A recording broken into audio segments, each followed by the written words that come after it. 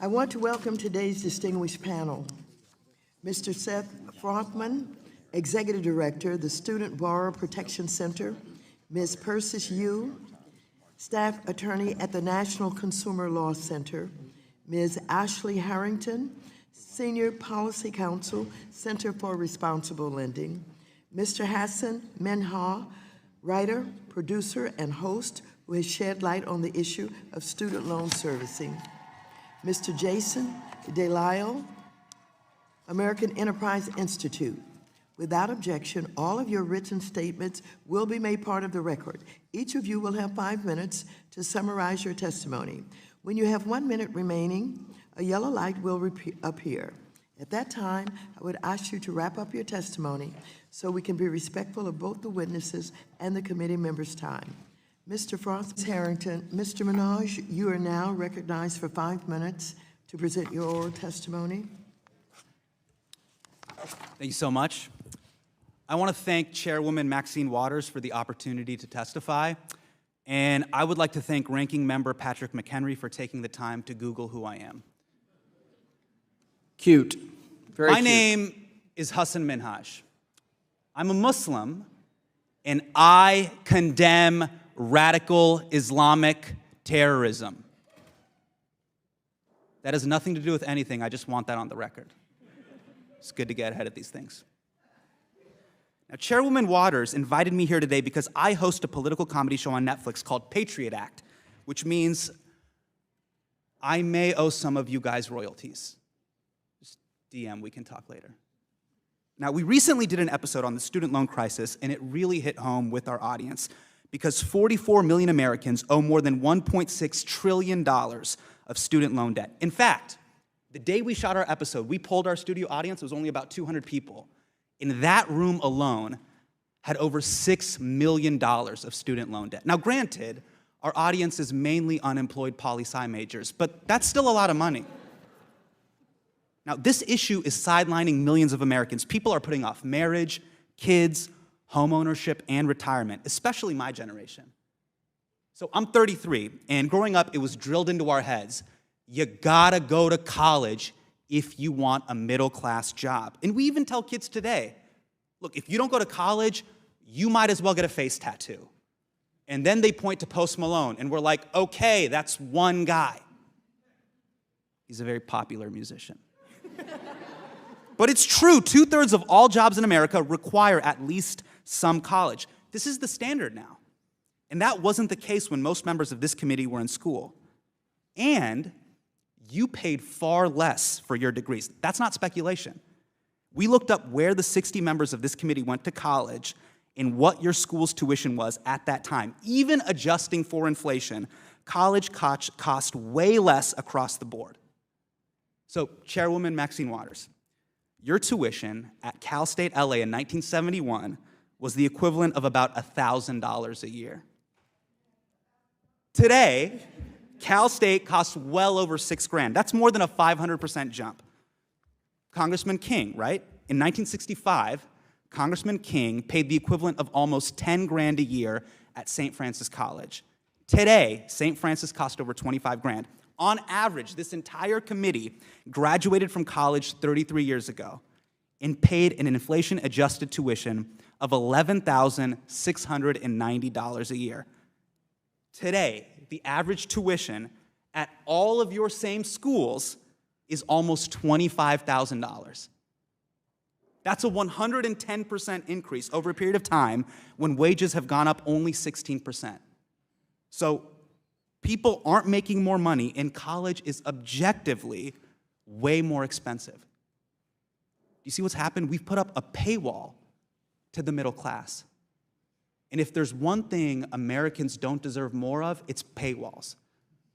That's why we put up our entire show for free on YouTube. It's also because you can't really find anything on Netflix. It's like the lost and found bin of entertainment. You're like, great, another show about people who love cake. Now, despite these numbers, you often hear the idea, these kids wouldn't be in trouble if they just took some responsibility. But they're trying to be responsible. They're investing in education, and they are trying to pay their loans back.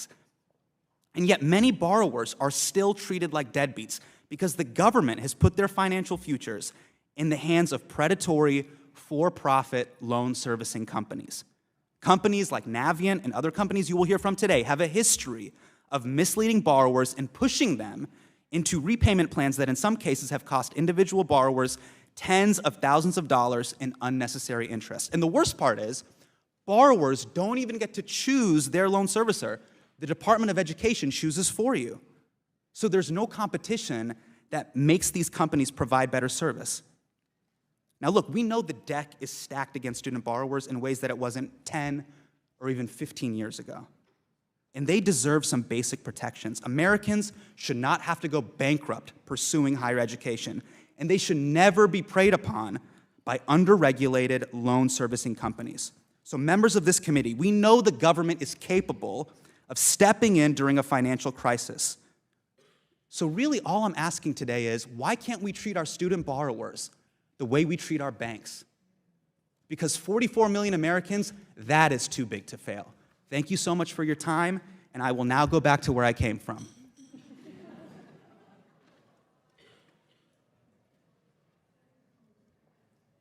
Mr. Minhaj, as you outlined in your show, the question of cost is a fundamental issue too, and you address that.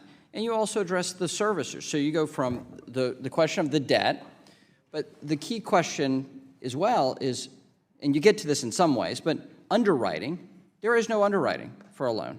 There's no question of a student being informed enough about the decision they're making that is a life-changing decision. And we have the federal government creating a mechanism and then using private sector folks to then service their decision, right?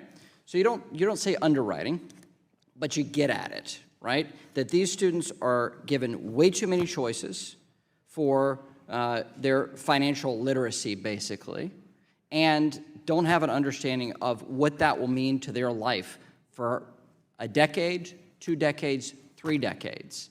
And that decision they make as a 17 or 18 or 19-year-old and the impact it's going to have on their ability to buy a house or a car or have children or get married and the societal impact on that. So you do a great job of highlighting that, I have to say. And You're a fan of the show. I don't want to do that to you because it's probably not helpful. I'll get you that T-shirt. I'll watch you right after I finish watching the Chappelle special. So we'll move from there. Mr. Lyle, as you... Mr. Yes. Yes, one of the things we covered on the show is the fact that when a student borrower calls their loan servicer, say Navient, Navient will rush you off the phone, oftentimes in 7 minutes or less, and they will advise you to go into loan forbearance instead of an income-based repayment plan, which would probably be better for you. So that simple misinformation is a problem, and I think student borrowers need just basic Bill of Rights, like a protection to not let that perpetuate. All right. Thank you, Mr. Yeah, I get the sense you would complain, though, if Navient kept them on the phone. No, not you wouldn't even tolerate that from United Airlines. Read all of these terms to them to make sure they knew exactly what they were getting into. I guess people would be very upset about that, too. But they want their best option, not a CVS receipt. All right. Thank you, Mr. Chairman. Very helpful. Problem here. Thank you. What was the question again? What's the major problem? Yeah, what are your thoughts on the role of the U.S. Department of Education in managing its loans? Just the fact that they outsourced it to private loan servicers? Your general thoughts? I mean, my general thoughts is this. Are you familiar with the rapper Lil Uzi Vert? No. I think it's a huge problem that the youth of America have to bombard their favorite rapper or pop musician and ask them to pay back their student loans. They're not even asking for selfies anymore. Are you a fan of Taylor Swift? Are you a Swiftie? Because even her fans have gone up to her and said, will you please pay back my student loans? That's how desperate student borrowers are.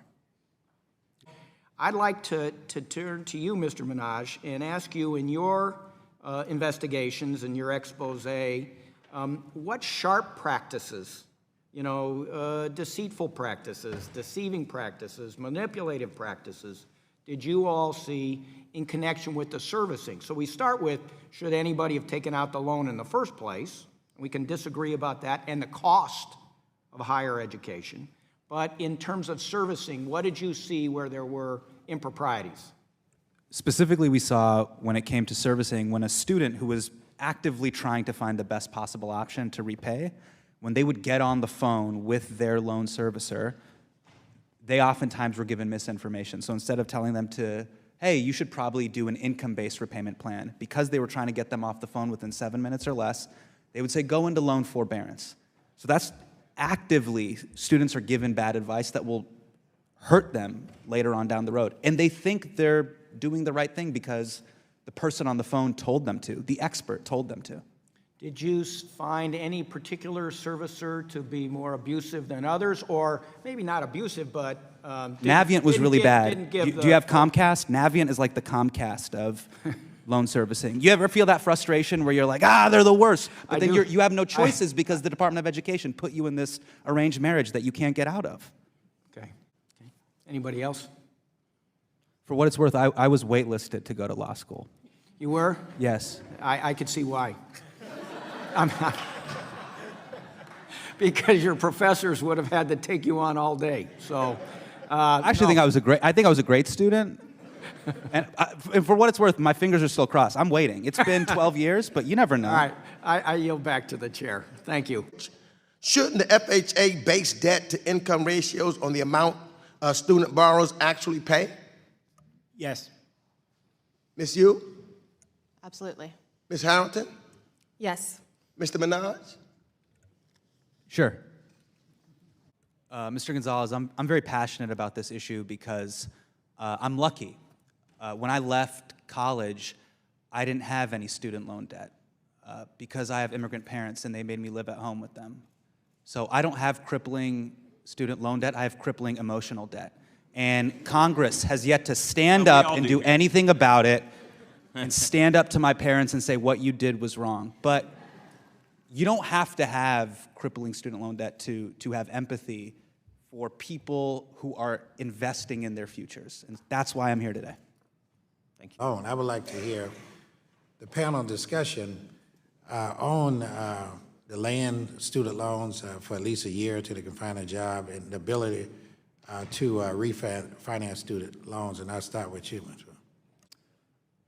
I'm not an expert when it comes to refinancing, although I am very good with Microsoft Excel and macros.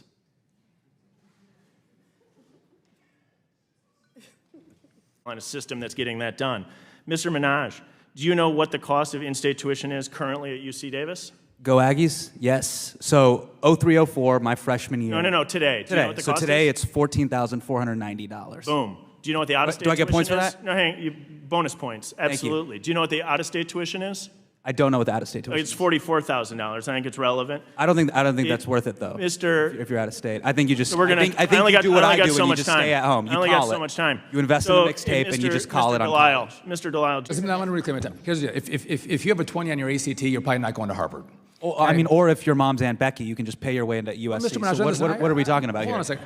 What are we talking about here? But you and I, we're both former MTV stars. You Listen, get it. let me tell you what. I was the star of MTV's Disaster Date Season 5. You know what it's like. We can't afford. Mr. Minhaj, Minhaj, hard. That MTV check. I'm going to reclaim my time. Okay. I know you think it's a joke. It's not a joke. Yeah, but you think it is. And you want to come in here and make light of a serious situation, so I don't think it's funny.